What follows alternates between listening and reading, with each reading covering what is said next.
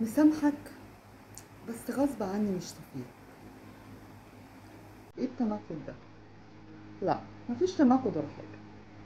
أما الذنب فقد عفونا عنه، أما الود فلن يعود. يعني أنا مش مخاصمك قدام ربنا ومسامح في حقي قدام ربنا، لكن غصب عني اللي انت عملته سايب جوايا أثر، وما ينفعش درجة القرب ترجع تاني زي الأول. ايه ده انت قلبك اسود وبتشيل بقى؟ لا لا لا، بالعكس، انا قلبي ابيض وصفحة بيضة في ايدك، والقلم اللي بترسمه جوه الصفحة البيضة هو اللي بتحدد فيه مدى علاقتك بيا، وبترسم فيه حدودك.